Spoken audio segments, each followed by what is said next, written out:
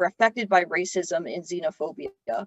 For all people of color, the shootings and violence of the past week is nothing new, but a part of a long, ugly history in the US. The life of Chinlin Fu is set in the exclusion era. As you will learn, Chinlin Fu often challenged Western perceptions of Chinese people. Today, I hope that you not only enjoy hearing about Fu's accomplishments and learning about the parallels, but you learn about the parallels of his life to our modern times. Learning the history of the exclusion era is vital for understanding the contemporary impacts of what our community is facing today. Sharing this history is equally important, especially for those individuals who are not people of color. I hope that wherever you are today, you are well and safe. Our presenter today is Samuel Porteous. He's an award-winning Shanghai-based artist and author with 20 years of experience living and working in China. He is the chief creative officer and founder of Drowsy Emperor Studio, a small Hong Kong or Shanghai-based boutique design and content studio serving Chinese and Western audiences. He's also an artist in residence at Shanghai's Tangyong Gardens. Sam's work, which includes visual arts, illustrations, film, and more, focuses on China and Western perceptions. Thank you and welcome, Sam. Hi, Maggie. Should I share my screen? Yes, go ahead. The show is yours. Okay, let me do that. Let's take that. Thanks. I want to thank you for the opportunity to speak to everyone today. And I echo what you said about recent events and the importance of understanding, improving understanding and bridge building between peoples. So I think that today's topic, Chinlin Fu, in many ways speaks to that. The biography that I wrote of Fu really looks at trying to give back to Fu some of the recognition that he's long been deferred and that he deserves so richly.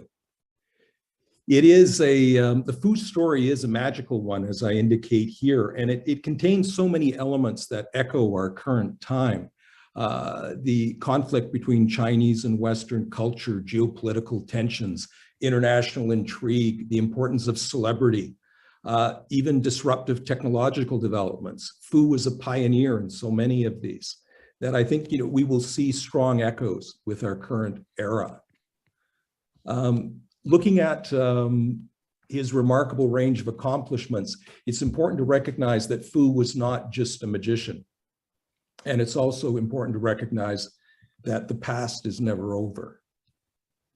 Looking at his achievements, I want to run through these at the start before we go into detail about his life and the environment in which he achieved these things. So you have at the back of your mind an idea of just what this man was able to accomplish in the environment he was operating in. Surprisingly for many people, Fu was the highest paid and most popular performer between 1898 and 1900, and again between 1912 and 1915 in the United States. He was making the present amount of approximately $32,000 US to $56,000 a week. And in addition, he would have had a percentage of the gate, and he would have traveled in the private jet equivalent of the time, which was a railway car, a private railway car, which is a bit ironic given the work that many of his compatriots had done in building those. He also inspired a mania for Chinese magic. Chinese magic, of course, had existed for a long time, but for the American audience, it was Fu who became the iconic Chinese magician and inspired much of that mania for Chinese magic that lasted well into the 1950s and beyond. Another element that is very topical from Fu's list of achievements is his success in his deportation trial. There was a major deportation trial involving Fu that was covered across the country. Major headlines. It was one of the many trials of the century. Fu also, on the technological side, the list of what he did is remarkable. He made the first recordings of Chinese music and singing in 1899. And for the magic historians who are listening, and many people come to Fu through magic history, he is largely known as the competitor or great rival of Chung Su, the yellow-faced performer William Robinson, and their great competition, the World Championship of Chinese Magic in London in 1905. Fu's achievements continue on the technological side. He had an enormous impact on the development of film. We'll talk more about that later, but just to highlight, he made the first Chinese film documentary. And not only was it the first Chinese film documentary, it was also a very important film. And we'll talk about that when we come to that section. Fu's achievements continue. During his second tour, he played a significant role in busting the United Booking Office monopoly. And we won't get into great detail on that in this talk, but again, this was a significant achievement, and he was dealing with some pretty rough characters. Then in the second tour in 1913, Fu headlined the Ziegfeld Follies. Those who are familiar with entertainment history will know how important the Ziegfeld Follies were and what a coup it would be to headline those follies. Back again to technological disruption in film, there's a very strong argument to be made that Fu is in fact the grandfather of film special effects, and we will get into detail on that later. And perhaps most importantly, you'll see in the discussion of Fu and his time in the US, Fu provided a very impactful and different picture, what was termed a different picture of the Chinese to an American public that had been used to an environment wherein, certainly in popular entertainment, depictions of the Chinese tended to be quite negative. Now let's take a look here at where Fu grew up and where he came from. Fu was born in 1854 in Tianjin, or what is now known as Tianjin, which a major port city about 70 miles from Beijing. That is why in some instances people refer to it as a suburb of Beijing. Not really, but in the history, sometimes Fu is described as being born in Beijing. So that's where that comes up. You can see from this map, I just wanted to give you an idea of how cosmopolitan the environment was that Fu would have grown up in. You can see the different colors on that map. Those different colors, and I'm just going to see if I can move this bar, which I can't, so I will not do that. But those colors reflect different national concessions. What the concessions were the territories that foreign powers were given power over, had legal authority over in various port cities across China. Where Fu grew up, you saw that there was a Russian concession, a French concession, Austro-Hungarian, Italian. There was a wide range of different countries that had legal authority over various pieces of Chinese territory. So this made Tianjin at once both cosmopolitan and also a tableau of sort of the frictions between the West and China at that time. Now, again, with Fu's early days, when Fu was a young child, probably around 9 years old or so, what has been said is that his father died, and around that time, young Fu would have developed a stutter. Now, this speech impediment might have led him to focus on magic and his style of presentation in magic. As a boy growing up in Tianjin, which would have been a fascinating place at that time, he was fascinated by the treaty port street magicians and card-sharp gamblers. So he would watch very carefully how the gamblers played cards, the tricks they played, and the street magicians, which were very numerous at that time. Again, similar to many people who overcame adversity, Fu had a childhood illness.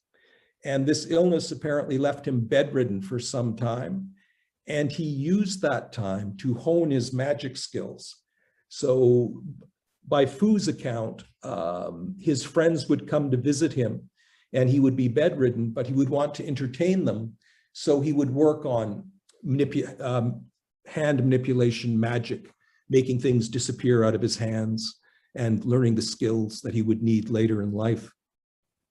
As he got older, early teenage years, reportedly, one of the stories is he joined a Tianjin Society of Magicians, which he would have been with for approximately 5 years.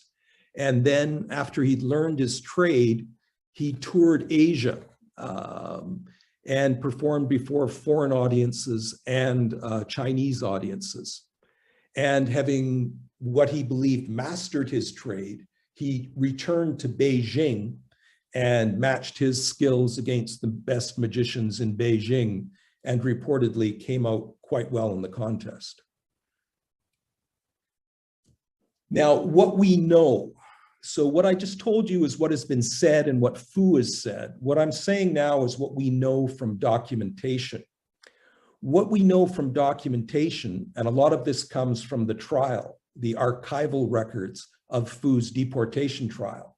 So that's one thing we have to thank the trial for, is that it created this tangible record of Fu's past to a certain extent.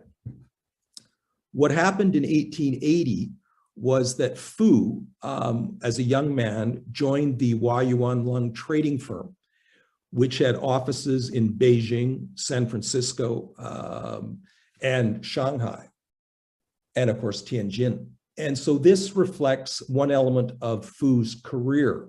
Of course, Fu's real name is Julian Cui. I should have said that. His stage name was Qingling Fu. And he'd adopted that stage name for many, many years before he came to the US. And Qingling Fu has associations with gold and happiness and riches and things like that. So it was a pleasing name to hear in the Chinese language. So Fu joins the Huayuan Lung trading firm, and it reflects this mix of the magic and the mercantile in his career. Fu, throughout his career, mixed business and magic. He was a very good businessman, and he was also a very good magician. In the 1880s and 90s, before he came to America for the first time, Fu was already a major star in Asia. So he performed before mixed audiences. He performed on the ships, the many ships that came into port in China for the foreign audiences, mixed audiences in the treaty ports, and before Chinese audiences. And the important thing about Fu was, even before a Chinese audience performing Chinese magic, he was considered exceptional. Even in Asia, he was considered to have given what were considered wearily familiar illusions, some of the production tricks and other things, a new glow. So he had that talent, even before a Chinese audience. And his patrons included, we know, the British governors of Hong Kong and Singapore, and reportedly the Chinese royal family. So this takes us to Fu's first tour of the US. Fu is going to be in the Omaha World's Fair in 1898. What was the Omaha World's Fair? Well, it was the World's Fair Exposition. It was designed to promote the opening of the US West and the emergence of the US as a world power. A lot of things were happening in 1898.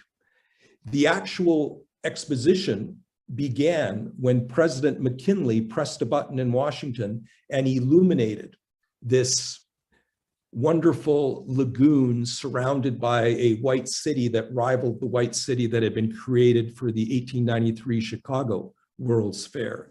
These buildings you see in this photograph were actually created by hemp and plaster of Paris. They were very solid, but they were not meant to last. They also demonstrated electricity, which was new to many of the people. There's somewhat 2.6, almost 3 million people who would have come to see the fair at that time. Now, the Chinese, as they had in 1893, the Chinese government did not participate as a government in the Chicago World's Fair of 1893. They didn't participate as a government in the 1898 World's Fair either. That was arguably, some say, partially in response to the Exclusion Act and their objections to the US having enacted the Chinese Exclusion Act in 1882. But Chinese businessmen already present in America who had created a pavilion in Chicago in 1893 also looked at Omaha as an opportunity both to introduce Chinese culture and perhaps make a profit at the same time. You have Hip Lung, who was the Chicago businessman who had been involved in the Chicago Fair, and you have Treasury Secretary Lyman Gage, who were key people in getting the Chinese village created for the Omaha World's Fair. Where Gage came in is you needed a special act of Congress to authorize the entry of approximately 250 Chinese people who would be operating and acting in various capacities in the proposed Chinese village in the fair. Now, the Chinese village was quite a production. There was over 250 staff, as we'd indicated, and it was located on the Midway because it wasn't an official country exhibit. And it was across, as you can see in the photo, from the Pabst Pavilion and the cyclorama, which was a new technology, and that cyclorama was talking and giving demonstrations of things that had happened in the Civil War. The Chinese pavilion you can see right here, the Chinese village, if you can see my pointer. You entered through a large gate, which was festooned with both American and Chinese flags. And you came across a theater, a tea house. Essentially, they tried to recreate a Chinese city in miniature. Now, they somewhat optimistically referred to these recreations, you can see some images here in the photos, as exact reproductions of those used in the city of Peking, but they weren't quite exact reproductions, but they were created by Chinese artisans who had come to build these buildings from China. Now, pretty quickly, Fu became the star of not only the Chinese theater and the Chinese village, he became the standout performer for the Omaha Exposition. And what was the Fu performance like? It was a variety act. So what you had was a number of different performers, something like the Cirque du Soleil today, if you can think of it that way. In fact, the Cirque du Soleil borrows heavily from Chinese circuses and things like that. So what Fu's act would include would, of course, be Fu's magic, which included, your traditional Chinese production illusions, where you would have a blanket or cloth laying on the floor, it would be ripped up rapidly, and things would appear that had not been there before from underneath the blanket or carpet. Or shawl. Also, you had decapitation. You see the illustration there. That is a recreation of what these advertisements looked like at that time. And essentially what the decapitation illusion, which was quite a hit, included, would be that one of his young assistants would lie down, and Fu would, seemingly with a large axe or sword, separate their head from their shoulders. And that would continue for some time. And then Fu would stop the blood. He would reattach the head to the shoulders, and the young assistant would get up and walk off the stage, no worse for wear. He also did a fire-breathing act, which was, from all reports, quite exceptional. And he would spit fireballs from his mouth. So it wasn't simply fire. These were large balls of fire, which would become larger with each effort, and was something that people felt was quite spectacular. This would be accompanied by him emitting a very thick and fragrant black smoke that would fill the entire audience. And finally, paper tearing. And this was a trick that American magicians adopted, Fu's paper tearing trick, where he would tear up paper and then seemingly put it back together again. Also on the Fu Variety Act, you would see acrobats, jugglers, and there was a very popular juggler who worked with Fu, and his name was Harry Fu, and he would juggle large Chinese vases that weighed up to 40, 60 pounds. He would toss them into the air, catch them spinning on his forehead or on his fists, and he would entertain people by singing portions of English songs while he did that. Then there were the traditional slack wire performers, a horizontal bar performer, and contortionists. And Fu's also on stage, very importantly, and something that had a lot to do with Fu's appeal, was his family was also on the stage. And this was something that was very rare for exclusion era America, was to see, you know, a Chinese family because of the laws of the time. So seeing a Chinese woman and her children performing with their husband and father was something that was quite unusual for the audiences at that time. Now, so as we say, this is the exterior of the Chinese village, tremendously popular. They said at the time it was like a small city because so many people were pressing into the village and visiting it and seeing all the various things to be seen, and primarily lining up and getting a chance to see Fu's performance. One thing I point out from this illustration, which comes from us, is that apart from the period accurate clothing, if you see what the woman is carrying here, just above the signature, that is a carrying case for a handheld camera. So in 1898, it's interesting to note that Kodak created the first handheld cameras. And it was at the Omaha World's Fair, the first time that a World's Fair had to deal with people walking around with handheld cameras. And again, technological disruption. The fair managers had to negotiate with the studio portrait photo companies that had already negotiated licenses with them for providing exclusive photos of the fair, because you had all these people wandering around with their own handheld cameras. And they developed a licensing system where people had to pay $1 and get a ticket, and they would attach the ticket to their camera, and then they would be allowed to wander the fair and take pictures with their new camera. Here's the happy family, the hit of the fair. Fu was described as this wonderful man. And everyone who was reporting on the Omaha World's Fair said, what you have to see is you have to see the Fu troupe. And in fact, the Fu troupe was not only popular at the fair, they were exceptionally popular in Omaha with the people of Omaha. And the society matrons at the time of Omaha competed for the downtime of the Fu family.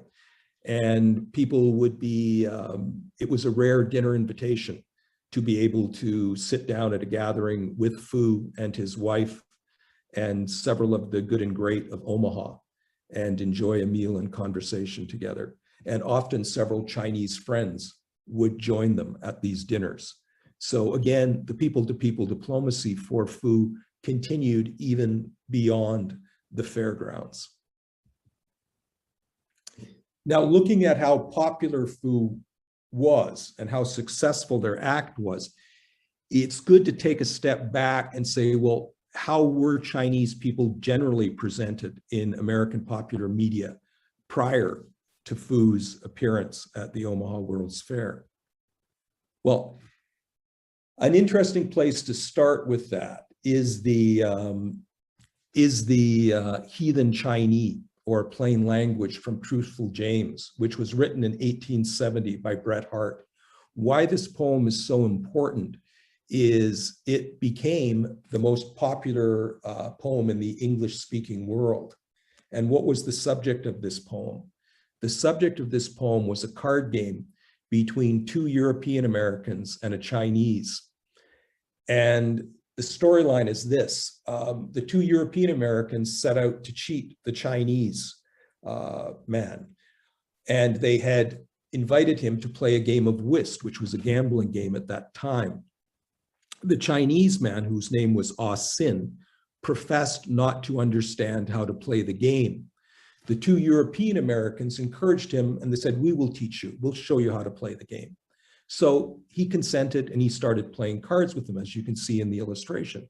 What happened next was the Chinese man was winning, and he was winning the card game, and which was strange because the two European Americans had set up a system where they were going to cheat him. So the European American who represented the working class at that time in this satirical poem leapt up from his table, and remember this is 1870, and he shouts, "We are ruined by cheap Chinese labor." You can see it highlighted here in the poem. And he struggled, he grabbed the Chinese, Ah Sin, and Ah Sin and the working man struggled. And as they struggled, Ah Sin's large sleeves flew open, and all these cards came tumbling out of Ah Sin's sleeves. So in fact, what had occurred was that Ah Sin had in fact cheated them when in fact they were trying to cheat him. So what was the conclusion?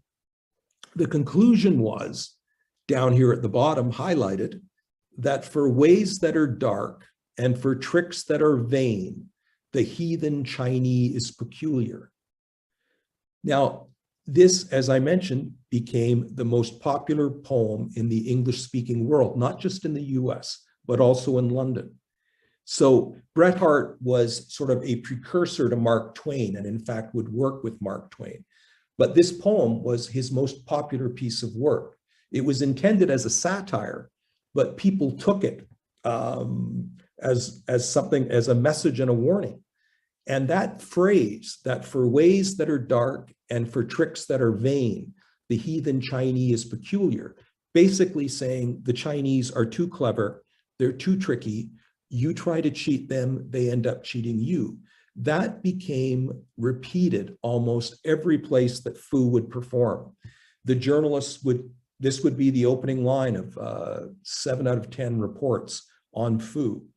And it reflected some of the early tropes of the, at that time, because most people in America, when this was the most popular poem, had never met a Chinese person. This was their introduction to the Chinese, this poem. And it also was one of the early examples of commercialization. This poem was put on plates. It was put, this is the Rock Island Railway route information that was used. They used it for their schedules. So it was just enormously popular and had an enormous impact on people's perception of the Chinese. Beyond that, if we move ahead to when the actual year when Fu shows up, when Fu actually shows up in the United States, 1898. Well, what's published in 1898? The Yellow Danger, and that's the actual cover that you can see there. Shields' Yellow Danger.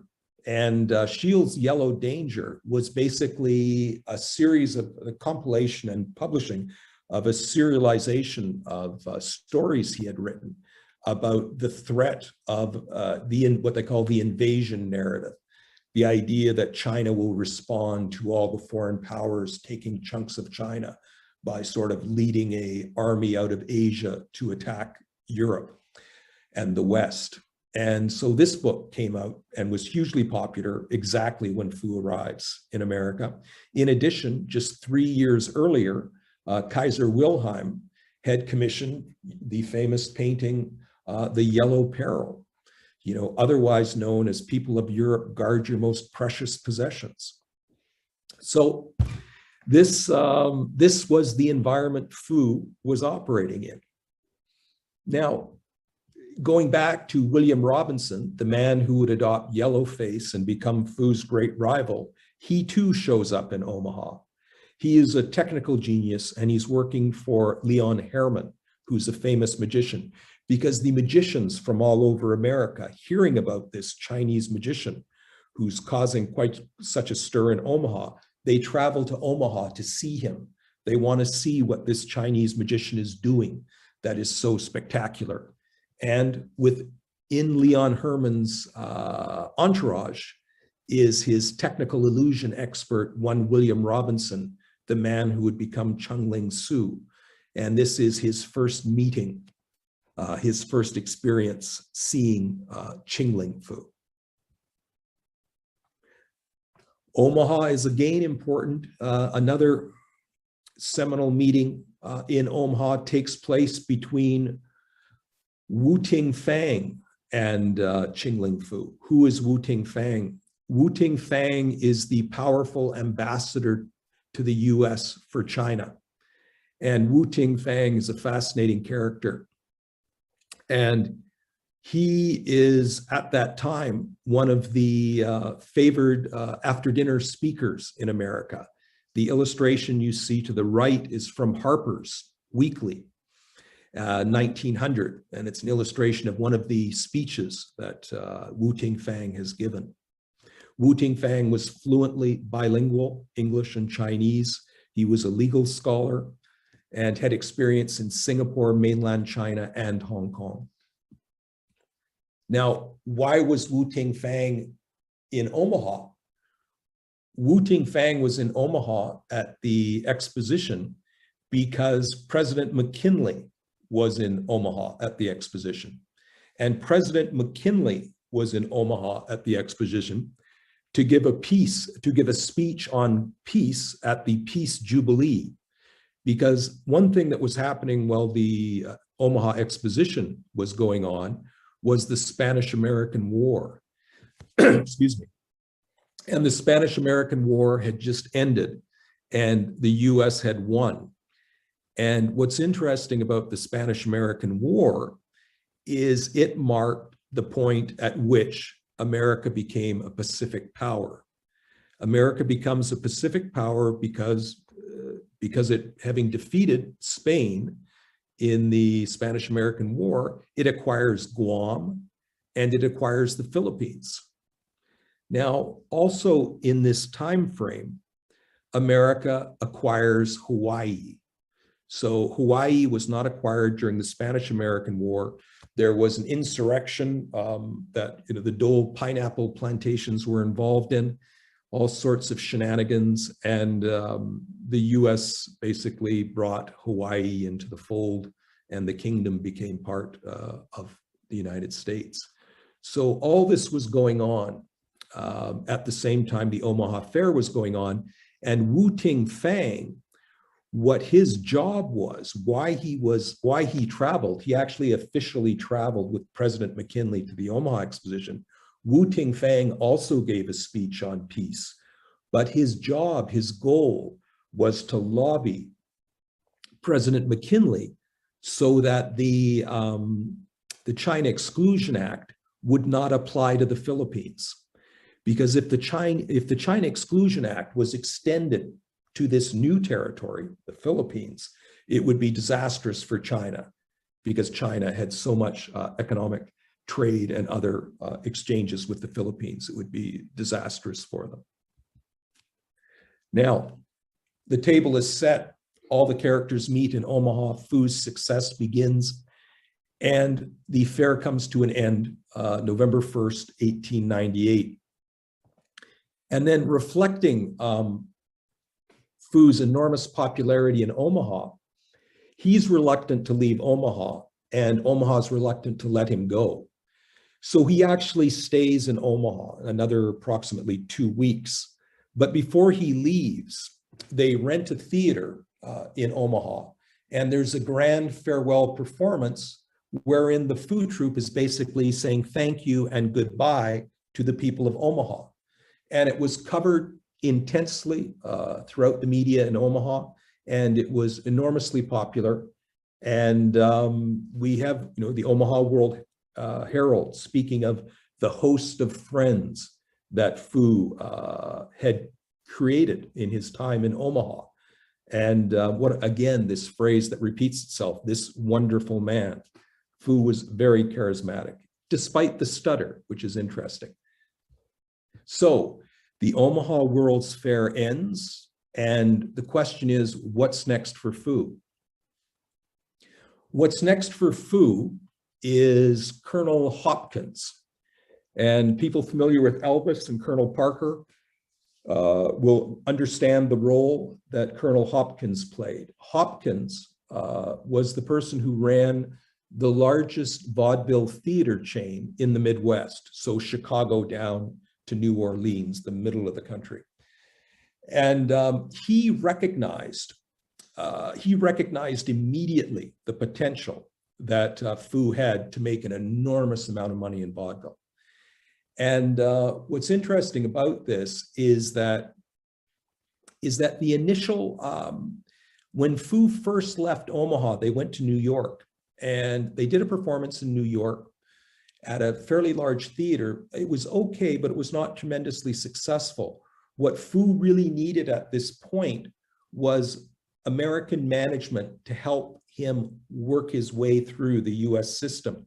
So what happened was Hopkins' talent agents saw Fu performing, and they recognized what it represented as far as potential. They took him, Fu troupe, to Hopkins. Hopkins realized the potential, and Hopkins, being a booming expert, realized that part of the booming is signing people to an enormous salary. So he signed Fu to make $1,000 a week in late in 1898, and the booming began. And at that point in time, promotion was called booming, and the entertainment industry was just becoming formalized, and these techniques and methodologies were becoming special skills, and booming was one of those special skills, and Colonel Hopkins was an expert at it. So what we had was Fu being boomed by the experts and having the talent and the act to back it up. What happens next is Fu travels from Chicago theaters down through Cincinnati to New Orleans, and it's standing room only. Engagements are extended for weeks. He's referred to as his troupe as the wonders of the century, and there's tremendous success. They continue in this tour, and they return back to Chicago in March of 1899. And again, the environment of the entertainment world at that time, you see another sort of disruptive force. That's Isadora Duncan. And she is considered the founder of modern dance. And that's who's performing in Chicago when Fu comes back to Chicago. So there's just this environment of change everywhere. Amidst all this success, Fu and his troops' visas expire. So remember, Gage had gotten a special act of Congress for Fu and all the Chinese participating in the World's Fair coming from China. But those visas that allowed them to operate in the United States, despite the Exclusion Act, expired. So now you had a situation where the very popular Fu, one of the most popular performers in the US, has been arrested at the Great Northern, which was one of the major venues in Chicago at the time. So Fu is arrested for overstaying his visa, as well as his family members. How is this dealt with in the press? This is very interesting. There's a combination of things going on here, both booming and other things. So what happens? Interestingly enough, the first reports appear in the newspapers on April 1st. So people familiar with the significance of April 1st can take a look at these headlines. The emperor wants his magician, called by the emperor. He wants Ling Fu. So it was presented to the American public, Fu's visa problems. Nothing as mundane as a visa problem. The Chinese emperor wanted his magician back. That's why Fu had to go back. And of course, that was some clever booming on the part of Fu's management. But what's interesting is if you go past April 1st, even the New York Times was reporting this was the reason. This was the reason Fu was going back, because the emperor wanted him, not because his visa expired. So again, of course, the headline wasn't this big under the banner of the New York Times, but it was on the front page and it was down on the left-hand corner. So fascinating to see how this was done. But what quickly happened was the Hopkins Theater Group, which was like Warner Brothers today, a huge entertainment conglomerate, and a group called Keith's, which handled theaters on the East Coast, were dead set that this enormously profitable act was not going to be taken away from them. So they hired the best entertainment lawyers of the time, and there were entertainment lawyers at that time. The entertainment lawyer that was hired was Adolph Marx, who had worked for Barnum and Bailey. And what his job was to do, excuse me, was to challenge the decision made at the administrative level that Fu had to be deported. And you can see here on the right, the Cook County Jail. And that is in fact where the Fu troop, the family, spent the first few days of their deportation trial and their arrest. The other gentleman here is Judge Cecil Colsat, and he would be the judge that the case would be appealed to in Chicago.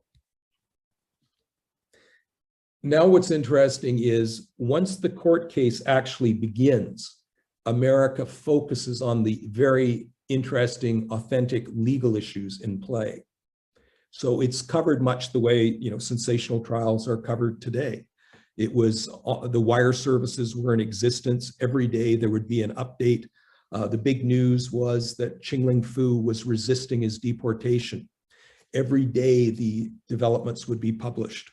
There was a big turn of events when it turned out that Fu's lawyer claimed that Fu was, in fact, he didn't need the visa that had been provided by the Special Act of Congress, because Fu was, in fact, an authorized merchant as a partner at the trading firm that he had joined in 1880.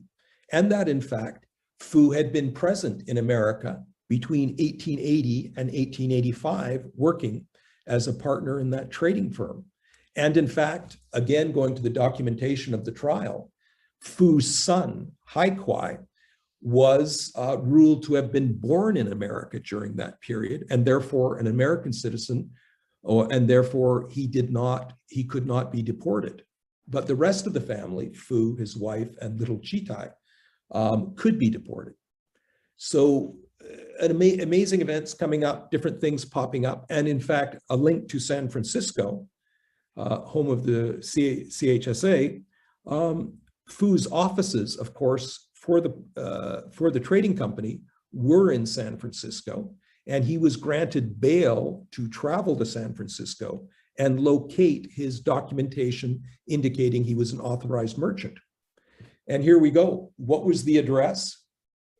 The address where Fu had his commercial documents and business offices was in fact 739 Commercial Street in what is, still Chinatown in San Francisco. And isn't it interesting that that address now is, as of 2019, was a culture center of Taipei Economic Group. And that speaks to, I think, a history of title being transferred over the years. And that would in itself be an interesting study, I think, examining the title of that building and how it went through various permutations over the years. But that address, 739 Commercial Street, comes up again and again in San Francisco, Chinese American history, and in Chinese history. A lot of important people had offices there. Now, back to the trial. Turns out that Fu didn't need his authorized merchant certificate, which he was unable to locate, by the way.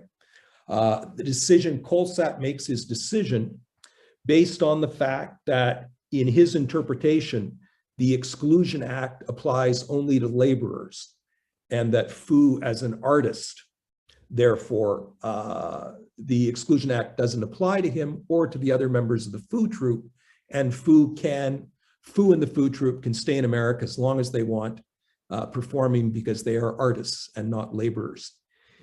The general reaction to this decision was positive. People liked Fu, they were happy he was able to stay, but there was a significant amount of negative feedback. You see the headline, "Another Loophole Made." You see the complaining here about the China Exclusion Act as being so full of holes, resembles a colander. So there was always that tension between those who supported Fu and open to the Chinese and those who were not. Now, what you have is a situation here where Fu is coming off this nationally covered trial, and it's like rocket fuel to his popularity. And Keith's now, we move on from Hopkins. Hopkins was the theater chain for the Midwest for vaudeville. The most important vaudeville chain, the one that controlled many of the theaters on the East Coast, was Keith's theater chain. And they're the ones who now outbid everyone else to get Fu. And they knew what they had. And they were engaged already in an enormous amount of promotion, promoting Fu, feeding on all the coverage his trial had got. And articles that were coming out before Fu arrived at Keith's declared that Fu was in fact the hit of the decade for vaudeville, even at that point. And he was still cresting, still going up, I should say. So in fact, he was so popular at that time that Keith's management decided that he should actually premiere in New York, right downtown at their major theater. And he did so. So Fu ends up premiering in New York for the Keith's chain. And again, they continue to use in the promotion the idea that the Chinese emperor had tried vainly to force his return to China. Now, Fu's performance in New York, look at the coverage he gets. These are the ads and the coverage he's receiving. His fame only increases. His popularity only increases. He's breaking records all the time. He's the gate receipts are record breaking. The number of people attending are record breaking. His time at various theaters is extended again and again. Now, here's some of what is being said about Fu in New York. He's the talk of the metropolis. His children, Chitai sings both English and Chinese songs. She's considered the cutest thing that ever happened, the most popular entertainer. The children are the most popular youngster that has ever appeared on any stage. It just goes on and on. But at the same time this is occurring, because Fu's so popular, you get a lot of articles coming out trying to explain how he does his tricks. Now, what's interesting is these articles are largely written by magicians who are giving their idea of how they do the tricks. So it's not necessarily how Fu would do the trick. And you see in this one explanation, the great crystal bowl, which is what Fu would produce, has got a rubber strap across the top with a shallow level of water inside, when in fact the bowls Fu would produce were crystal and full of water and had fish swimming in them. So again, different explanations, different ideas, Fu attracting a lot of attention. Now, one of the things Fu is doing, apart from making a lot of money and attracting a lot of attention, is he's having a real impact on the perception of Chinese in America. If you look at this image here, a Chinese magician who looks like a statesman, there was some really interesting discussion in the newspapers, in the media about Fu as his popularity increased. The discussions were interesting because it became apparent that some of the American journalists weren't quite able to process whether Fu was handsome or not handsome. There seemed to be a bit of a struggle going on. In some reports, he was described as quite striking and handsome. In other reports, he was described as not so much, in fact, in negative terms.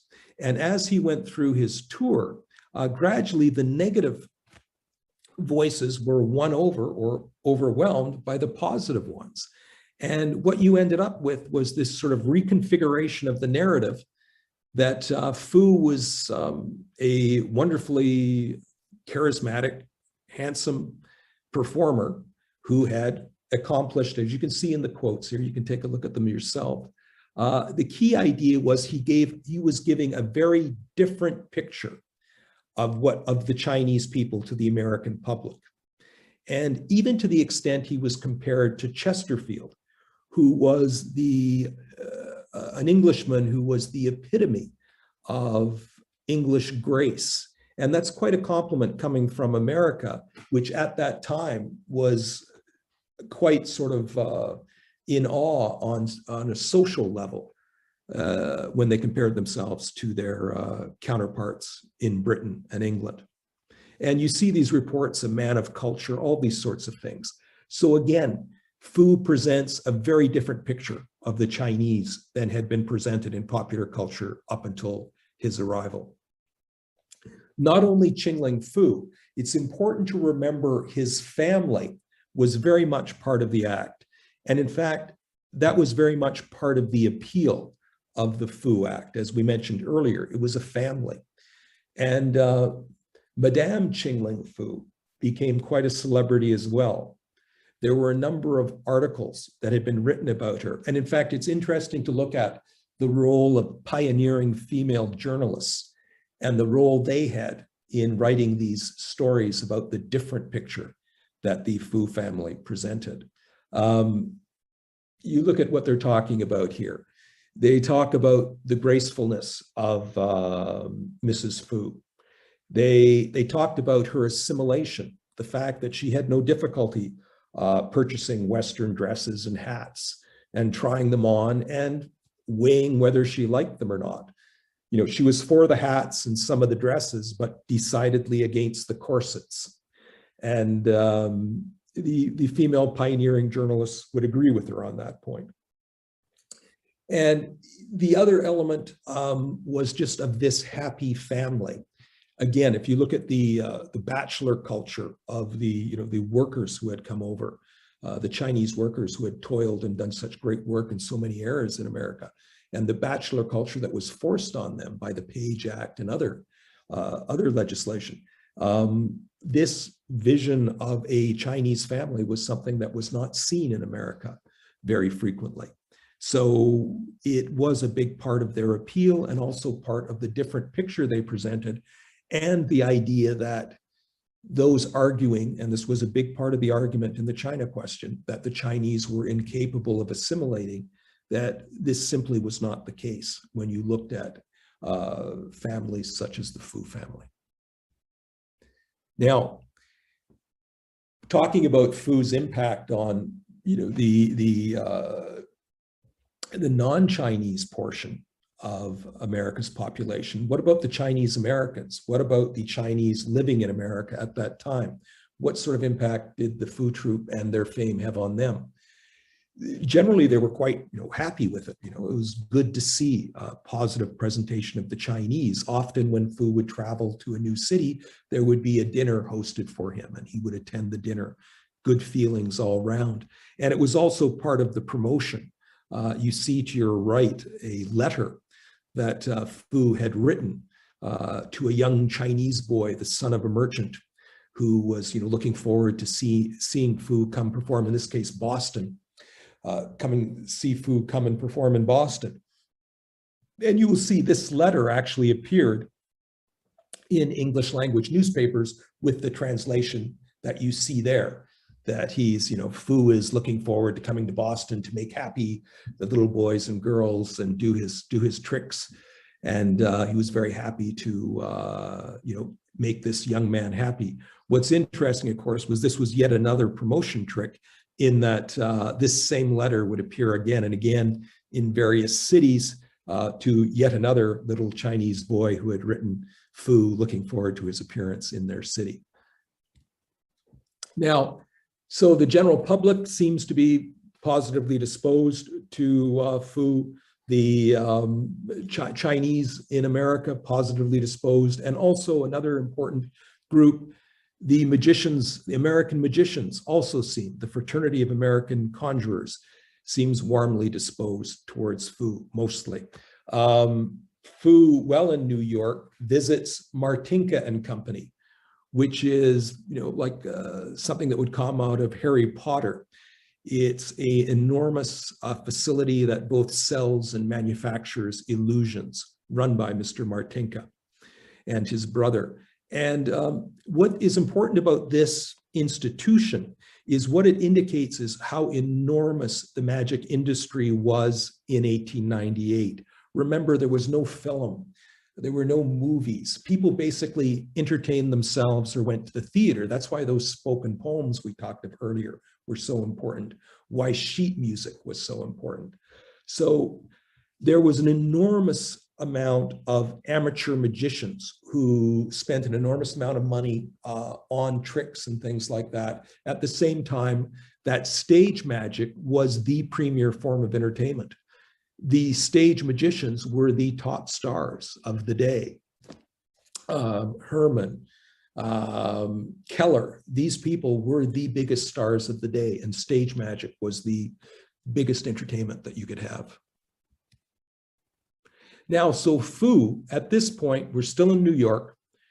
Fu in late 1899, people looking, newspapers, media, trying to understand the Fu phenomenon, state that the only person in the United States who might be more popular than Fu at that time is Admiral Dewey. And Admiral Dewey, you see to the left. And Admiral Dewey, who was he? He was the hero of Manila Bay. He's basically the hero of the Spanish-American War. And what happened in Manila Bay was Dewey basically destroyed the Spanish Navy and lost only one serviceman. So he was an enormous hero. There were newspaper supplements that were put with his photograph, and every good American was to tear out that photograph and put it up in their window. And they wanted him to run for president. He was just that popular. And so that was the one individual people thought at the time might be more popular than Fu. And on the right, what you see is the sheet music for the Qingling Fu rag. At this point, the popular music at the time was ragtime. And Fu, a song was, a special rag was created for Qingling Fu. Now, again, everything's great. Fu is enormously popular, unprecedented popularity, making an enormous amount of money, making headway in how Chinese are perceived. But be aware, at the same time, Fu is making all this progress. These are the forms of popular entertainment with Chinese themes that orbit the Fu Act. So the Fu Act would go to a city, and then typically one of these entertainments would be orbiting the Fu performance. So if you see New York here in the center, you see that Fu is performing at Hyde and Beam's. Not too far away at the Bijou Theater, you can see King of the Opium Ring. And of course, you can see the illustration for King of the Opium Ring over here on the right. And it was obviously the story of opium and Chinese bringing opium into America. And it was described as the black-hearted villain, the black-hearted Chinese villain. At the center of all this elicited catcalls from the studio and threats to do the actor harm because he was such a black-hearted villain. So those were the presentations that in popular entertainment of the Chinese that were going on at the same time Fu's performances were going on. And of course, here as well over on the left, we have the Queen of Chinatown. What's interesting about that is you see European women. Do you see the poster here? This is an opium den, and you see the European women, passed out from opium or vulnerable from opium. And, this was the narrative that at the time, the narrative was that Chinese men, it was dangerous for European women to be around them because they were attractive to European women. And there was also this illicit opium element that would be at risk for the European women. So again, interesting that these narratives being pushed. And again, just last on this, looking here, We see another one of these entertainments was French Maids in Chinatown. And this was essentially the story of a 16-year-old girl who was supposed to be married to an accountant in her sort of mid-sized city. And she didn't want that. So she ran off to the excitement in Chinatown and in New York. And then the father and the husband-to-be had to chase her down in Chinatown, and they too got lost in Chinatown. And interesting thing about Chinatown was, one of the quotes was, people forget who they are in Chinatown. The quote was, they lose their identity. So it was something that people seemed to want to do when they went to this imaginary Chinatown of their minds, was to lose their identity. That was part of the appeal of going to Chinatown. So another entertainment, Night in Chinatown, ran for 200 nights. So this Chinese themed entertainment, very popular and generally negative apart from what Fu was doing. Now, another interesting thing that happened in this period was that,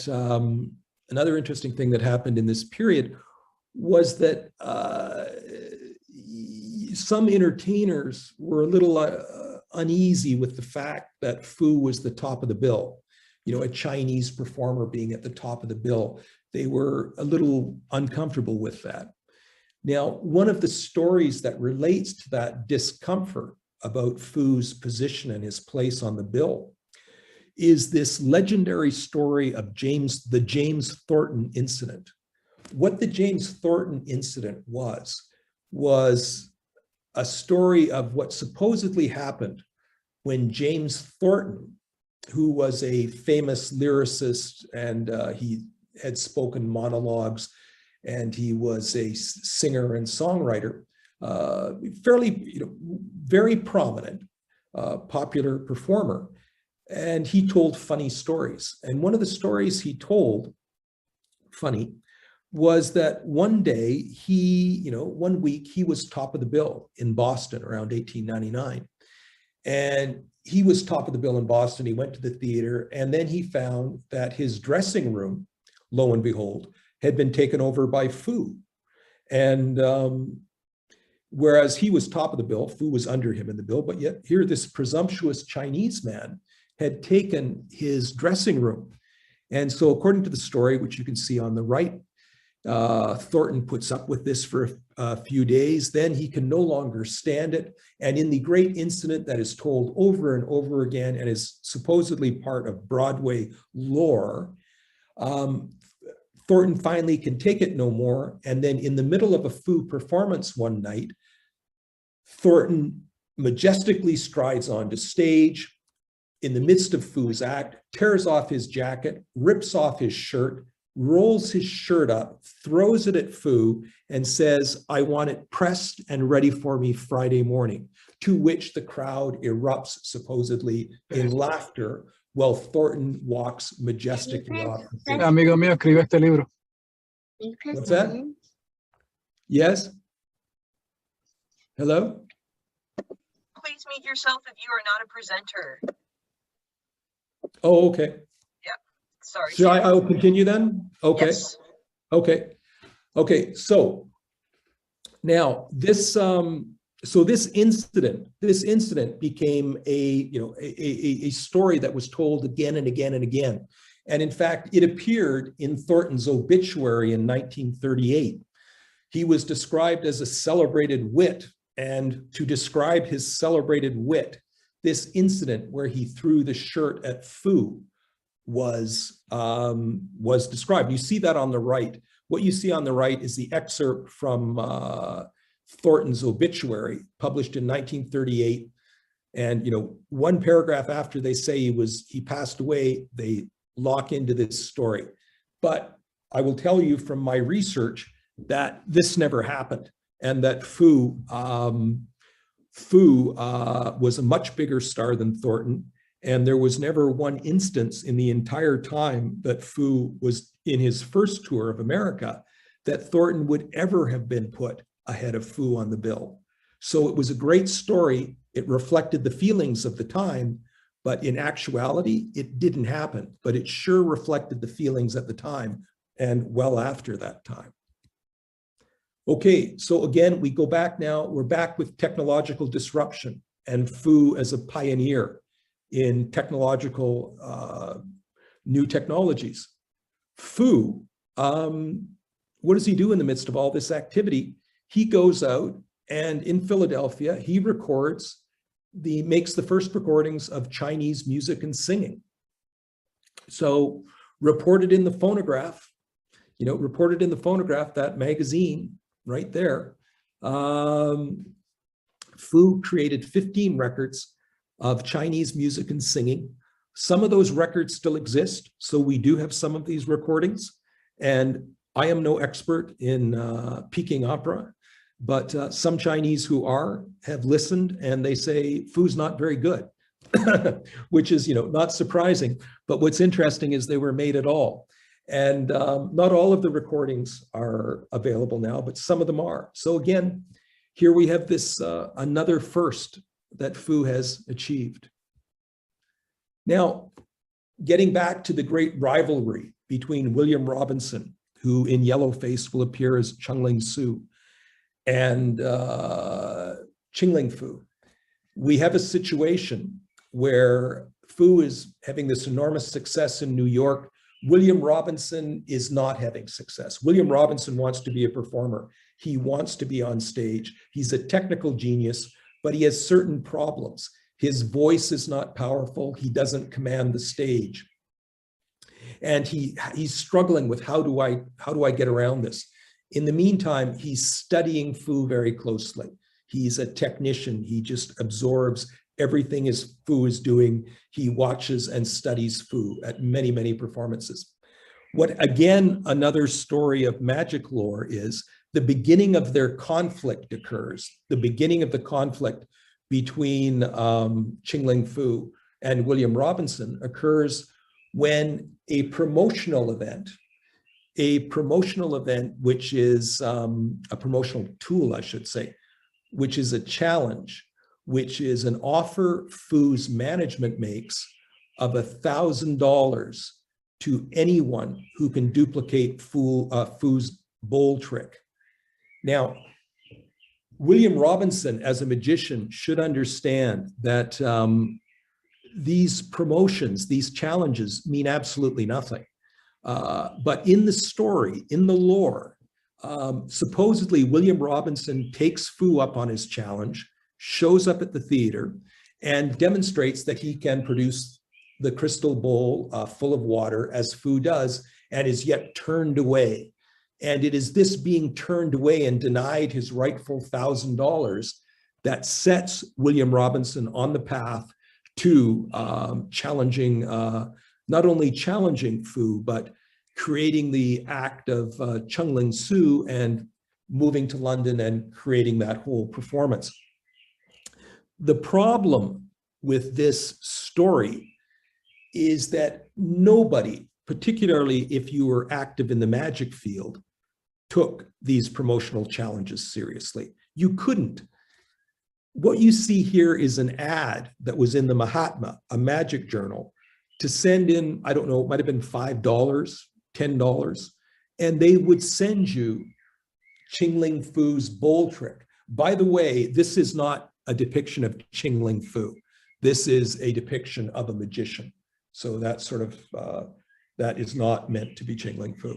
But what I want to do is disavow the idea that, which is in the magic history, that somehow Fu, in denying William Robinson his rightful $1,000 for demonstrating he could do this illusion, was wronged, and this put him on the path to challenging Fu.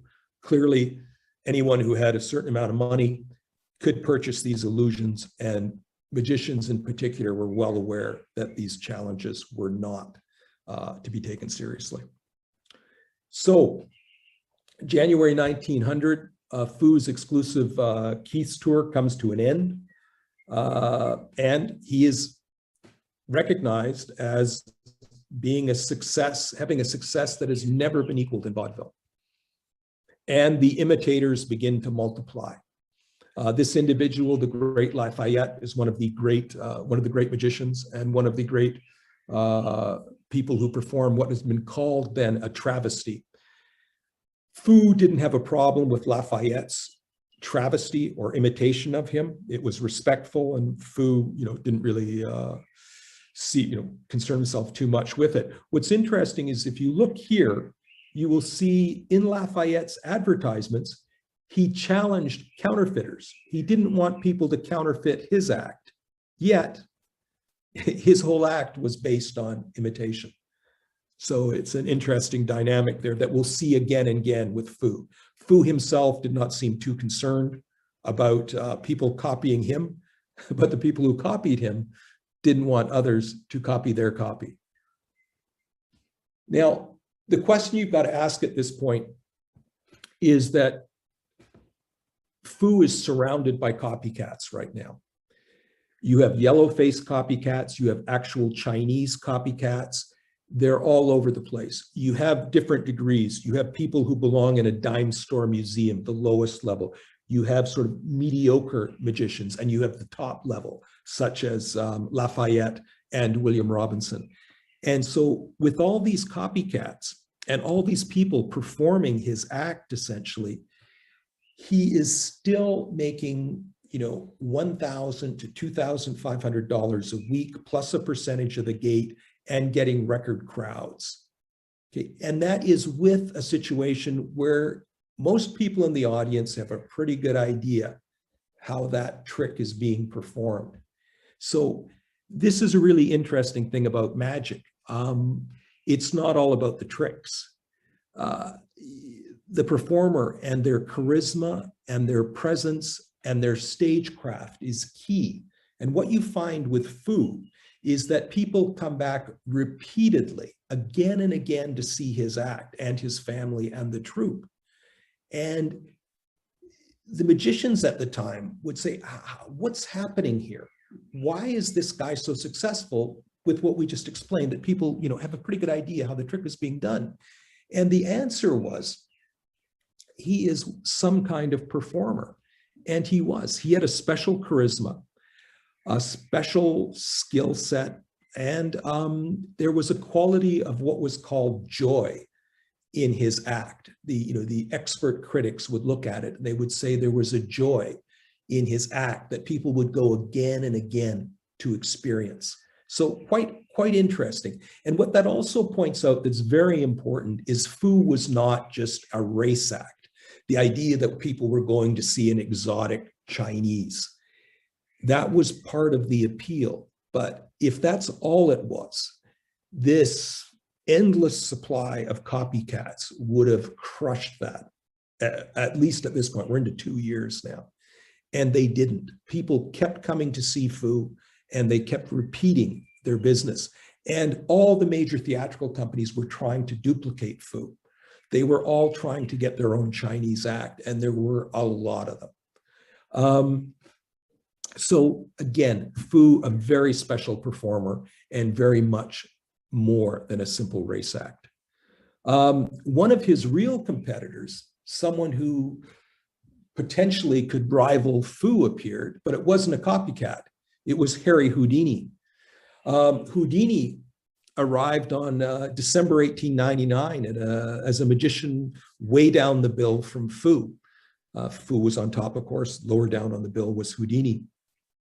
But the very young Houdini, as you can see here, became friends with Fou, and they would develop a relationship that would last until Fou passed away. And Fou, in fact, when he passed away, left a large part of his library on magic to Houdini. Now, looking at all we're talking about all the competition, all the various forces acting on Fou right now. And interestingly, Fou not only had the copycats, Fou also had to compete against himself. And this is fascinating in that I believe this is likely the first time this ever happened in history, that a performer ended up competing with himself in film version across the street, literally across the street. If you look at this, you can see that in April of 1900, Fou was performing live. at the Bijou. At the same time, right across the street, we're talking, 30th? And then, right across the street, the Comique Theater had a film of Fu performing his tricks that was made by the Lubin Film Company, which was a pioneering film company in Philadelphia that had made a film of Fu for commercial purposes that was being shown around the country and, in fact, around the world. This film by the Lubin Company of Fu was shipped around the world, and it would be teamed with things like the Boxing World Championship, Corbett Jeffries. Fu was the undercard. So you would go in Australia and you would see the film of the boxing championship, and then the next film you would see would be Qingling Fu doing his tricks. Now, I have to add one more thing. We talked before, and again, since it is San Francisco, the location of the talk. An interesting thing, of course, San Francisco is home of Industrial Light and Magic and Lucasfilms. And Lucasfilms came out of Lucas's work on Star Wars. And Star Wars, according to reports, Star Wars was created by George Lucas when he was unable to obtain the rights to refilm the Flash Gordon serial. So he created Star Wars as his Flash Gordon serial. And you can see the similarities and the links, influences. Well, one of the things that fascinated Lucas and others about the Flash Gordon serial were the special effects. And in fact, the special effects of that film, those films, were considered to be the pioneering special film effects by many. The man who created those special illusions, the film special effects for the Flash Gordon serial, was one Jerome Ash. And Jerome Ash is linked to Fu because Jerome Ash, as a young magician, worked for Fu. And when Jerome Ash was touring, promoting the Flash Gordon serial, when he was interviewed and asked what it was like to make these illusions and create these special effects, he would say, working in a warehouse on the studio lot with like 20 workmen and technicians having 2 weeks to pull these things together is nothing compared to having to do it live in front of an audience of 4,000, which he often had to do with Fu. And so he said, and was quoted as saying, he learned everything he knew about optical illusions from Qingling Fu. So there you have, arguably, and Jerome Ash is considered the father of film special effects. He worked on many other films, special effects. If Jerome Ash is the father of film special effects, then there's an argument that Fu is then the grandfather. Now, we're winding down, all these enormous pressures coming on Fu. He's not only has all the competition, he's also having contractual problems with his management. He's making a lot of money, but he feels that he's not getting an appropriate share of the amount of money he's getting, nor is he happy with how Keith's E.F. Albee is dealing with him. So we're in Washington in January 1900, and Fu is the costliest vaudeville act in the world. And well performing in Washington, we have Wu Ting-Fang reappear, the ambassador, the Chinese ambassador in Washington. And he's been watching what's going on and the tremendous impact that Fu has had. So what happens at, just one second, I'm gonna get a tea here.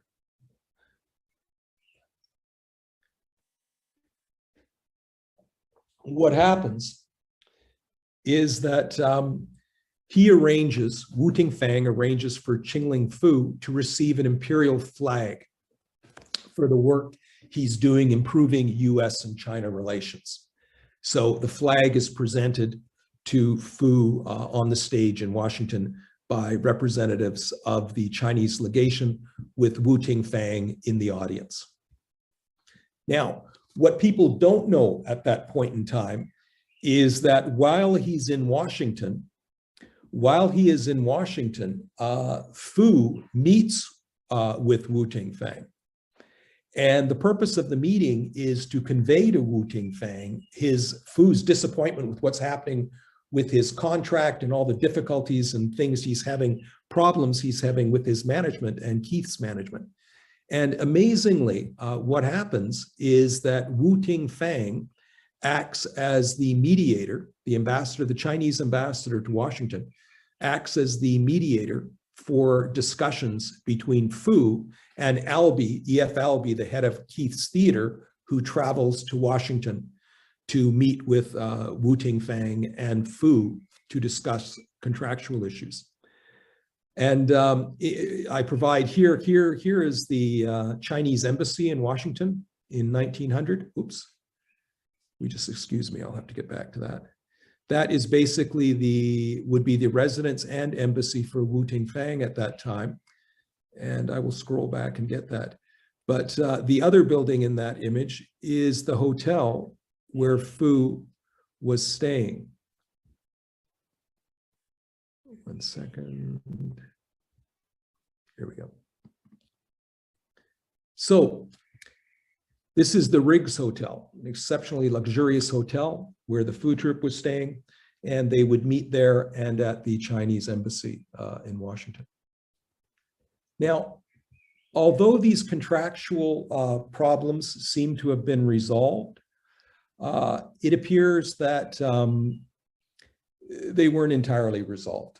E.F. Albee basically decides if he's going to be giving Fu bigger share of the money to work him even harder. And so you end up with a situation, Fu returns to New York and is in fact pulling double duty because he's performing in vaudeville in the afternoon on a double bill. So he does the afternoon shows at the Bijou. And then in the evenings, he has to perform, or is contractually obligated to perform in a Broadway musical in the evening, a Broadway musical called Broadway to Tokyo. So Fu, as tired as he is getting into these 2 years of on the road, now has to split his time every day between a Broadway musical in the evening and performances of his show in the afternoon. On top of that, the tour that they had planned to go into Canada had to be canceled after it was all set up and promoted because immigration authorities on the American side and the Canadian side could not agree on terms that would enable Fu to enter Canada, perform in Canada, and then safely return to the United States. So things were piling up. January 1900 to April 1900, peak Fu had crested and things were coming apart. What happens is a tired Fu ignores offers to tour Europe and Australia and returns home to China. And with Fu gone, William Robinson steps into the breach.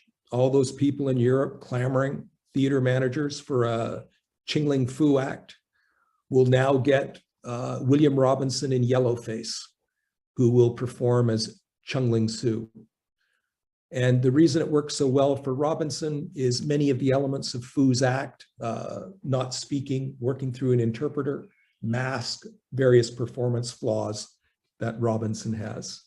So Robinson heads off to London as Qingling Su. Now, poor Fu returns to China and walks into the Boxer Rebellion. He hopes, he walks right into the middle of the Boxer Rebellion. He's, Maggie, how am I doing time-wise here? There's about 5 minutes left of what we did before. Okay. But if you need to go a little bit longer, that's okay too. Okay, I'll move through this quickly. Like I said, I'm going to focus on the first part of his tour here, but I'll go through this a bit rapidly. So Fu, being from Tianjin, returns to China and walks into the middle of the Boxer Rebellion. Now, what's interesting about this is Fu is so famous in the US right now that in cartoons, editorial cartoons about the Boxer Rebellion, he actually is used to represent China. So if you look at on the right here, you have Uncle Sam and representing America, of course, and then you have Fu representing China. And, you know, so it's quite remarkable, the impact that Fu has had on the American imagination. The other thing that's interesting about this is America learning about the Boxer Rebellion. One of the things that newspapers are primarily interested about is what's happened to Fu. So you see all these headlines during the Boxer Rebellion about Fu. You know, is Fu okay? What's happened to Fu? What's happened to his family? And there's E.F. Albee shares letters from Fu, and they're big stories each time one comes out. Now, as I said, we were going to focus on the first tour in this talk. I'll just touch on very rapidly a few elements that come after the first tour. You see here a lovely postcard. Fu took about 3 years to get, you know, back on his feet, both from physical injuries and financial problems that had occurred as part of the Boxer Rebellion. You see here a wonderful postcard that had come into the hands of Houdini. That's Houdini's scribblings on the back. And what you have there is Fu's signature, Julian Cui, not his Qingling Fu signature. This is like a personal postcard to a friend, Julian Cui. And then the second set of characters here basically translates roughly gather all the treasure. So basically it's a sort of an in-joke between magicians, performers to, you know, make sure they get all the money from the theater performances. And that, of course, was Chitoy with him on the side there. So again, rapidly, Chengling Su is making a fortune in London. And then you have what is considered the World Championship of Chinese Magic, when Fu has no choice and he has to go to London because he cannot go to America because of tightening immigration laws, and runs into Chengling Su, who in the years intervening between 1900 and 1905 has become one of the most popular performers in Europe and one of the most popular performers in London, performing in yellowface as Chengling Su. Thus begins the war between the rival wizards. And as I say, I'll try to wrap this up so there's questions. The fact that after initiating this contest, Fu doesn't show up for the actual contest.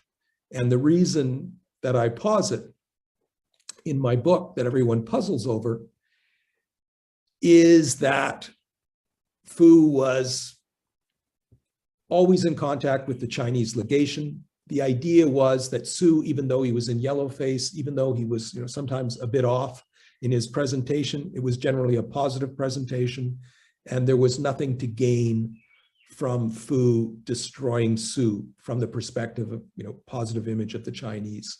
And Fu, being a good soldier, decided not to bring Su down. And in fact, the fact he never said anything about this after, despite the fact he could have very easily taken Su down on not being Chinese and have stolen his act, points to some very strong arguments having been made. Then the last thing we'll talk about, technical disruption and new technologies. Fu also made Wuchang Uprising, which was China's first film documentary. And not only was it the first one, it had a pivotal role in supporting the Republican forces and the fall of the Qing dynasty. So quite a remarkable, that would have been enough in anybody's life. He made the first Chinese film documentary, and it played a key role in the fall of the Qing dynasty. And that was recognized in 2011 when Julian Cui was honored as the father of Chinese documentary film. As I said, another time we'll talk about the second tour, and 1912, 1915, as successful or more than the first tour, remarkable 10 years after. And his partnership with Burt Williams, who was one of the highest paid stars of the Ziegfeld Follies, and an amazing Black performer in a period where it was also very difficult for Black performers. Fu was also a pioneer in celebrity endorsements, cars and hats. March 1918, Su dies on stage. Of course, they mistake him for Fu. Then Fu dies in 1922. What was Fu's greatest legacy? In America and North America, it was probably his presenting a different picture of the Chinese. And here Fu is with Chitoi Okito and Houdini and his wife. And sorry for the rush, but there you go, Maggie. Oh, wait, you're spotlighted. Okay, hey, thank you, Samuel. And I guess to point out, it is like 5 a.m. 4:30 in Shanghai. So that's yeah, why you hear the birds. You can hear yeah, some that's why you hear the birds. Thank you so birds. much for, for being awake for us. And you were very wanting to go and show this to our community and tell more about Chinlin Fu. So we really appreciate like you staying up late and doing this. I can tell that it's tiring, but great performance, or not performance, is a great presentation. We have lots of questions, so we're going to get through as many as we can, and I've combined some of them because some people had similar questions. Gotcha. So the first question, should I stop screen sharing? Yeah, we can. Yeah, let's stop screen sharing. There was one question about one of the images on the screen, but we can come to that later. Okay, well, I'll keep it on then. Go ahead. Okay. Yeah, so the first question actually comes from your sister, and Nancy also asked the same question. They want to know how you got interested in Chinlin Fu's history, and why you started your research. Well, thanks, Sis and Nancy. Coming in from Canada, I imagine. I would say that it began, I work as an artist and illustrator and writer in China. And one of the themes of the artwork that I've done, a recurring theme, is China in the Western imagination. I'm looking at how the West processes China in popular culture, particularly from the Gold Rush era, modern China. And in going through that and looking at the various, popular culture and how the West processes China, I came across invariably Chinlin Su. Having come across Chinlin Su, I then came across Fu as sort of a secondary actor in the romantic tale of Chinlin Su. And as I began to research Fu, the original Chinese conjurer, I just found more and more what a fascinating character this was, how forgotten he was, everything that he had achieved. And it was all, a lot of it was original research. Nobody in China, in North America, people were not aware of the amazing variety of things this man had achieved. So that's what happened. And so usually though, you've done like kind of research before, but you usually do graphic novels. That's this right. was the first time you did a novel. Well, this is the first time I did a biography. In fact, that's an interesting point. Yeah, I've had like I've done a couple of graphic novels, and I'm not going to do any more after I finish this first series, that Constable Kong's Mysteries of Old Shanghai, because as an artist and illustrator, I find it's incredibly difficult, because sequential panel telling, I want each panel to be perfect, and you can't really do that if you want to really churn out the graphic novels. So. And this goes directly to your question. Originally, when I looked at the Fu story, I thought, okay, this would make a great graphic novel. But as I began to work on the graphic novel, and you've seen some of the illustrations that were used for this presentation, I found that it would be impossible for me. I found, to do justice to the artwork. So what I decided was that it was easier to write a 500-page biography with 850 endnotes than it was to do a graphic novel. And in fact, it was. I would still be working on that graphic novel if I had, but I am going to do, I am doing artwork related to Fu, but I'm not doing a graphic novel. So yes. Okay. And I guess it's good to point out, like, this is only, you spoke for an hour and a half, and you only are focusing on like small parts, or like part of the novel that you wrote. Well, the biography, the research that you've done, biography, importantly, novels, it's a biography. I focused, the Fu, other elements, like we touched upon most of them, but what I left out here was his second tour, And the second tour is as interesting as the first, and as important in many ways. And there was, he was just as successful, which is remarkable because it's more than 10 years later. And to step out of an entertainment field and then come back 10 years later and come back as #1, it's remarkable. And there's all sorts of storylines in the second tour, like he helped destroy the UBO monopoly, the United Booking Office monopoly, by refusing to follow their orders about how much he would be paid and where he would perform. There was this whole destruction of vaudeville by film. When Fu left in 1915 after California, what was he competing with? Listen to this. He was competing. Charlie Chaplin was just emerging. In fact, he was called Charles because he hadn't become Charlie Chaplin yet. But what was the movie? It's fascinating. The movie that was playing and competing against Fu in California was The Klansman, which would, of course, become Birth of a Nation, which is a whole other, but this whole push and pull between, diversity and acceptance and pushing back that goes throughout his career. It's fascinating. So yeah, we didn't get into the second tour, but that is in the book, that is in the biography.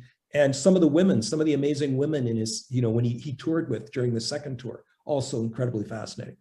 Okay. I'm going to ask the question about what someone had asked something about the screen right now, and then we can do the stop share screen.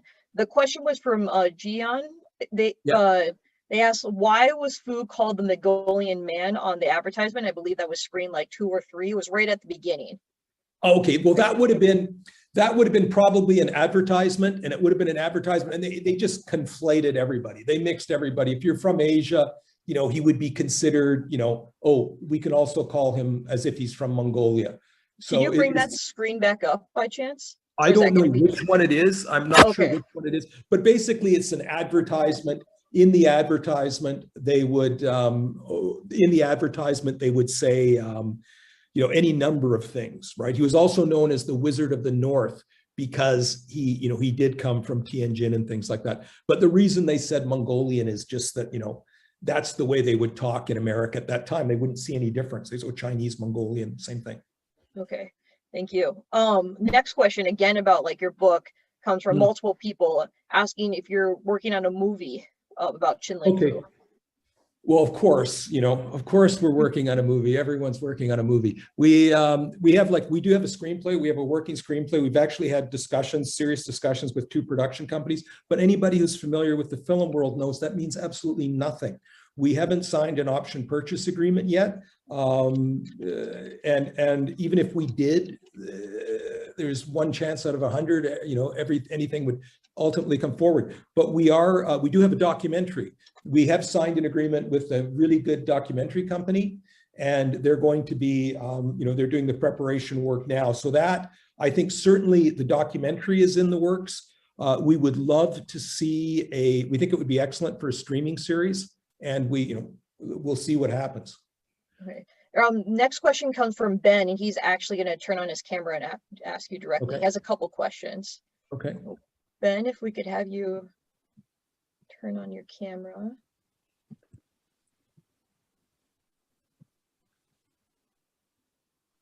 Hey, Ben. Oh, we have 2 Bens. Ben G. Oh, okay. Yeah. Sam, thank you so much. That was an awesome lecture. Really appreciate it. After this, I'm going to run out and buy the book. Good. I mean, it was so great. And I'm a magic aficionado as well, and a member of the Magic Castle. Oh. And so this is kind of a double. Bill Goodwin and Jim Steinmeier were so much help for me. Yes. The librarian at Magic Castle and Jim Steinmeier. Oh, great people. Fantastic. Yes. Yeah, absolutely right. So I have 2 questions. One is, I would be interested to know what happened to Mr. Fu at the end. You obviously he dies, something happens to him, and I'd be interested to know what happened to his family and if they carried on any of the traditions of magic. And then the other question I would have is, in light of everything going on in the world today, do you see any lessons from Chinling Fu as applied to what's going on now? Yeah. Can I start with the last question first, then go back? Sure. Okay, because that just struck me. You know what, in going through the talk and preparing the talk, because of course I'd written that long biography and then I had to condense it down. What struck me, going over the material again was that, it had the tension, right? It's not always perfect, right? It's never 100% sunshine and it's never 100% darkness. Here you have a situation where you have the China Exclusion Act, horrible xenophobia and racism directed towards Chinese and Asians. And at the same time, you have this guy who's the most popular performer in America, who's Chinese, right? And the social 400 in New York are trying to, and he's this wonderful man. And I think, and he's terribly, but at the same time, you've got, Queen of Chinatown, right? You have this wonderful, all these things exist together, right? And I think the idea is that it's never as bad as we think it is, and it's never as good, right? So even though it seems like it's, tough times right now, and I'm thinking tough times for people-to-people diplomacy, because it seems like there's so much toxicity now attached to the relationship on both sides, right? That there's this hostility, and that even people-to-people diplomacy or cultural diplomacy is something that's going to get dragooned into, the punch-up. And I think that ideally it won't, and that the lesson I take from it is people-to-people diplomacy is key, and it does have an impact, and that it is important. And cultural diplomacy and people-to-people, I think, is something that has to continue. And that's what I take from it. And if I could go to your other questions, what happened to Fu? This is the great, sorrow of biography and research. And, I know he died in 1922. I know he came back from, his second tour. He had a wonderful vacation. With Keller, the magician. I don't know if you're familiar. Like, he spent 2 weeks with his family traveling around in Harry's big car, showing them all around California. It was a wonderful vacation. They went back. He went into semi-retirement. There were financial difficulties. One of his theaters burned down. His mansion burned down in Shanghai. He was ill. Su showed up. This for magic aficionado. Chungling Su actually showed up during World War II in Shanghai. But it was so anticlimactic because everyone was focused on the war. Robinson couldn't even get a decent theater in Shanghai to stage his act, because all the good theaters were used for raising money for the war. So it was just a dismal time. And he basically he passed away in 1922. But I think, having recognized what he had achieved and had a very good life, and his family, you say. Read the book on his family, right? I don't want to go into too much detail on that, but that is a complicated question. Who, in fact, was his family, right? And that colors the other element. Like, did they carry on the act? Because there were various actors who carried on the act, and that in and of itself is a whole other talk or discussion. What happened after that? And in fact, I'm working on a very slim book this time on that very issue right now. Thank you very much. Really enjoyed it. Thank you. Well, thanks very much, Ben. Yeah, thank you, Ben. Ben W. also had a similar question, so we got both of your guys' questions at the same time. Okay. Next question comes from Frank. He wants to know if Fu was able to stay in white areas of the segregated hotels and cities. Excellent question. Excellent question. This is what's so fascinating when you do the research and you're actually doing the original research. You're not listening to what people say or what's going on. One point I'll raise on that is early on during the Omaha exposition, when the Chinese arrived, they were greeted by the local Chinese, right? And then when one of the Chinese in the performing group died, there was a Chinese funeral. Again, local Chinese from all over attended. And one of the interesting things was comments in the newspapers, like in reports, the original archives I was looking at, the reporters were stunned and shocked that so many of the Chinese men, local Chinese men appearing at the funeral were accompanied by their white wives, right? So this again, like this idea, and then the food troupe, they sort of, in many instances, they in the West, in Omaha, it was seamless, the movement that they had. And then later in the second tour, there was a couple of interesting incidents though. One with hotels. So being Chinese, they enjoyed making their own food because the food in America at that time wasn't quite, what a Chinese palate would find desirable. So they tended to have their own cook and travel with their own cook. And when they would check into a hotel, they would basically want to cook in their rooms. And when they went to Boston, there was a big to-do because I think it was the Copley Hotel, the new luxury hotel had just opened. And again, it was like the Thornton incident, like this presumption, right? This sort of native triumph. Fu comes in and he says, look, we want to check in, we're going to do this, and we're going to have a separate room for a kitchen and the Copley said, none of that at the Copley Luxury Hotel. If you want to be making food in your room, best off to Chinatown to do that, right? And the interesting thing was the coverage was very triumphal that, here comes Fu trying to, and we told him, no, off you go to Chinatown for that. And then also in Los Angeles, when they were in Los Angeles, interestingly enough, Los Angeles and New Orleans seemed to be the places where there was the most unease about that sort of mixing.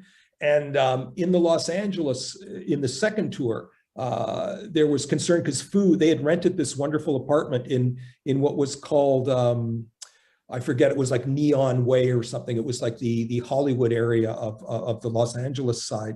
And they hosted these parties all the time, these midnight dinners. And they would have like midnight dinners, Chinese dinners up on the roof, and everybody from Hollywood and the entertainment business would come. But the newspapers were quite sort of interested that Fu was staying in these first-class hotels, and in fact using these apartments that would, they thought, well, he's not in Chinatown, and so the papers were remarking that, gee, he's not in Chinatown, but there seemed no, enforcement of any sort of the fact he had to be there. Interesting. Yeah. So it kind of like depended on where he was going to be at, and then like you're saying the Midwest more. Oh, yeah. And I think, again, not much has changed, right? It very much depends where you are. Like, in any country, what happens and what doesn't happen, right? So next question is about how much money he was making. Comes from Robert. What is the 1,000 to 2,500 in today's dollars? Do you remember what that is? Those calculators are always, a bit off. But what you will get if you use those calculations, 1898, but $1,000 is going to be about 35,000 US a week, right? So, and then like 2,500 going to be in the 1912, 1915 is going to be about 60,000 US a week. But remember, he was also getting a percentage of the gate. So, that's like when the executive says his salary is, 100,000 a year, but he's also getting shares and all this other stuff. So those theaters, you've got to understand too, those theaters held up to 4,000 people, so a portion of the gate would have been something. And that's why there was this huge struggle between Keith Theater and Fu about, how much am I getting to that? So was that standard then that a performer would get so much from the gate? You could negotiate depending on, it's like today, if you're the really, the movie stars that get a percentage of ticket sales, right? The upfront. If you're big enough star, you can negotiate that. Just as in that time, if you're a big enough star, you can negotiate that. But Fu's salary was way above. So, you're looking at very, very few performers who are making, like Houdini, for example, like when in the first tour, when they were in Buffalo, Houdini was making 150 a week, while Fu was making like 1,500 or something. So, it was, but it was also good for booming, right?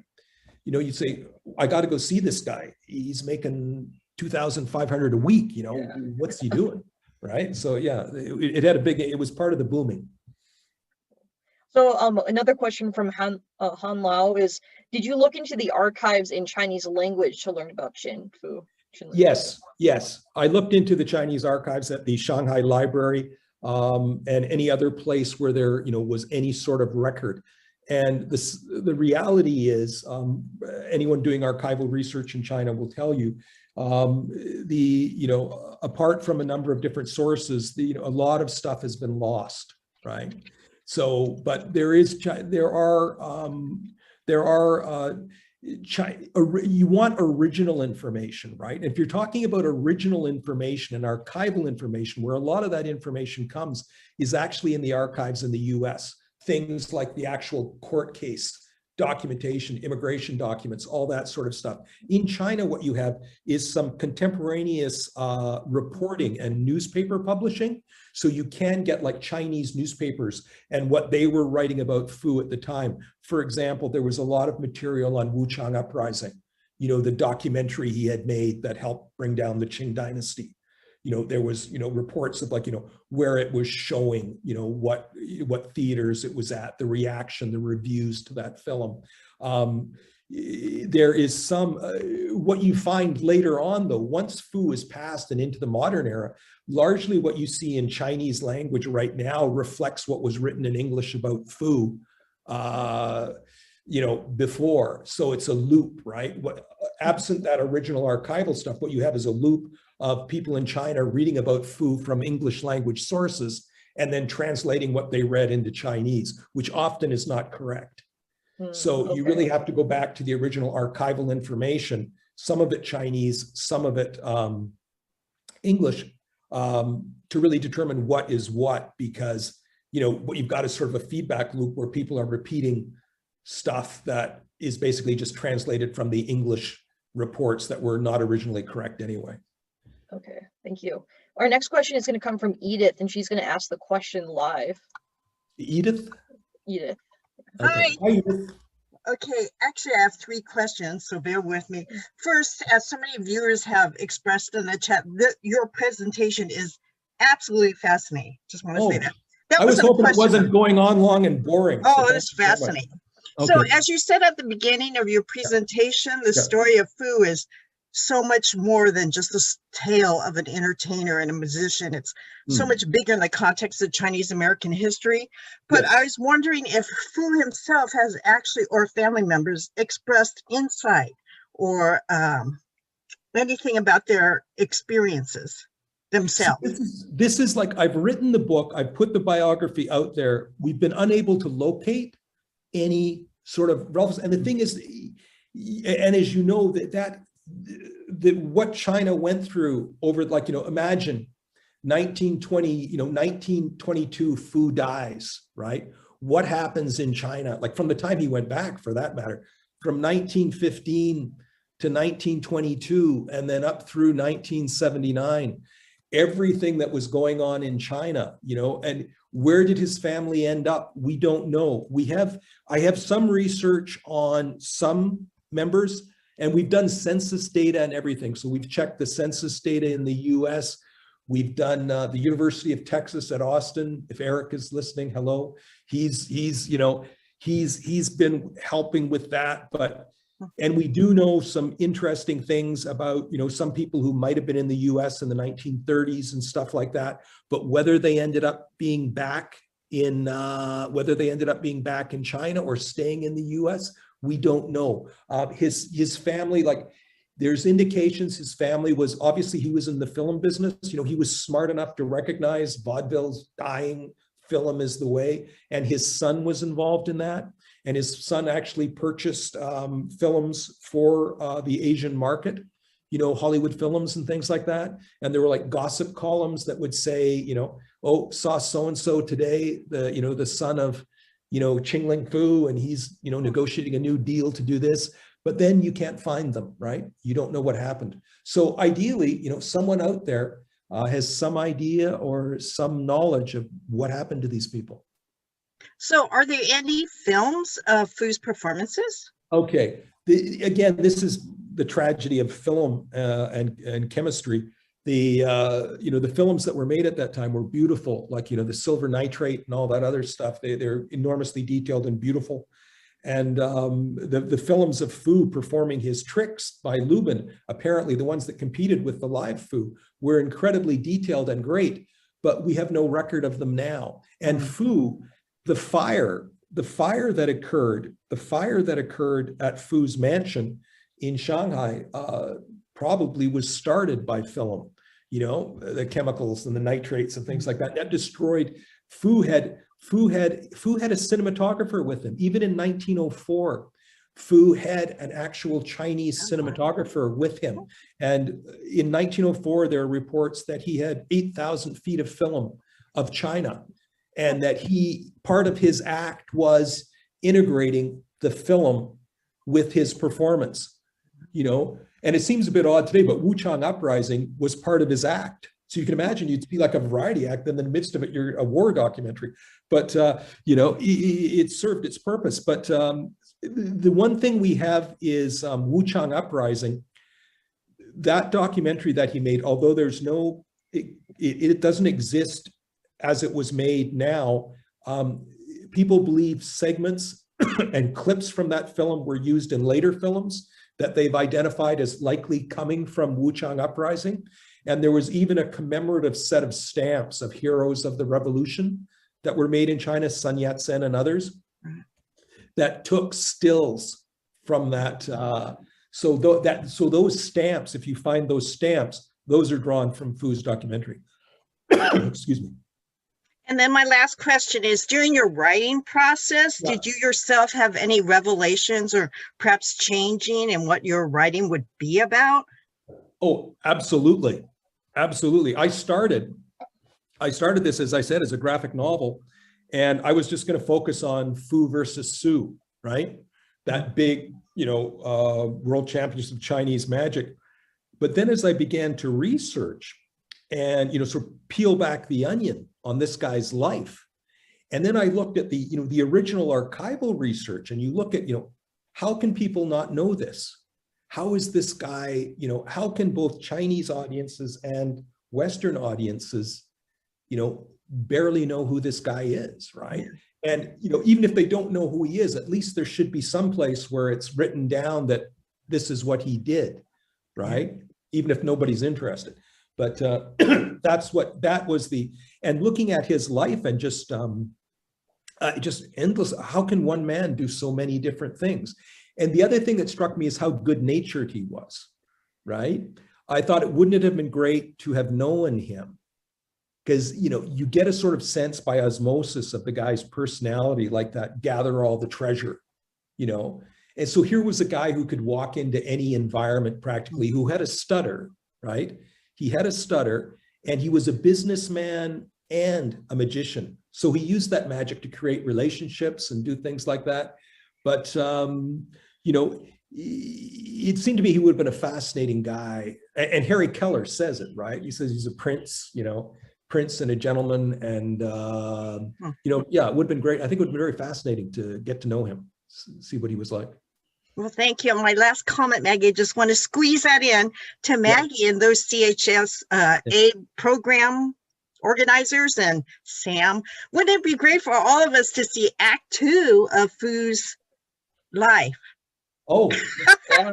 I mean, please, yeah, if you haven't seen, please fill out our survey.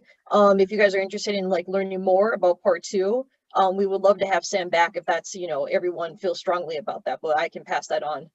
Okay, thank to you. head office, I guess. But yes, thank you.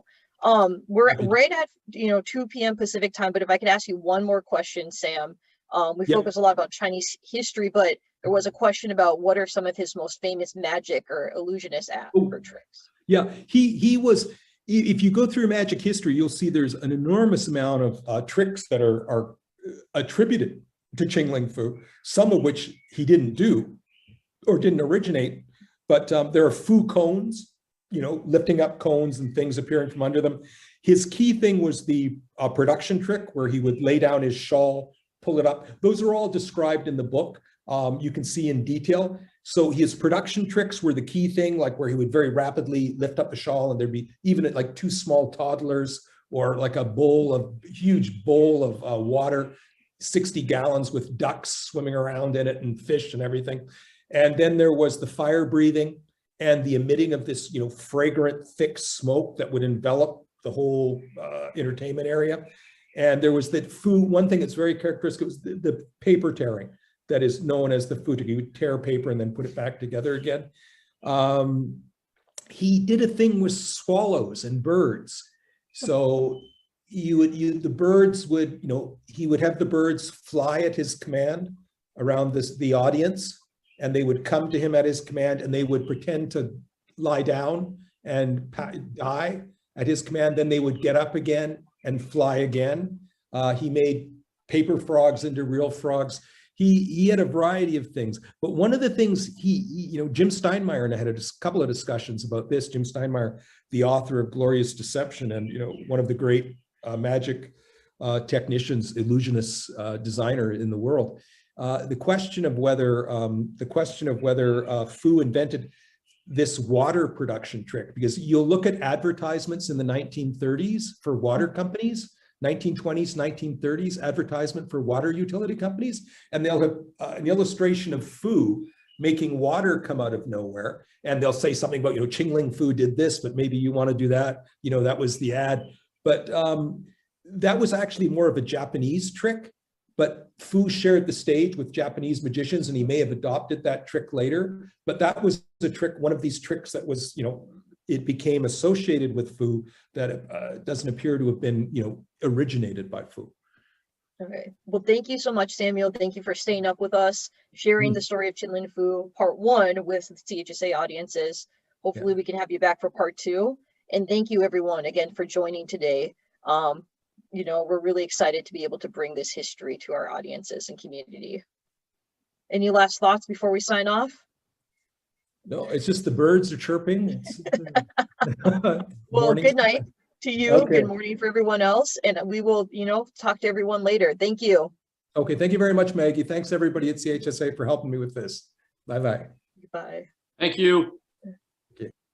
Thank you.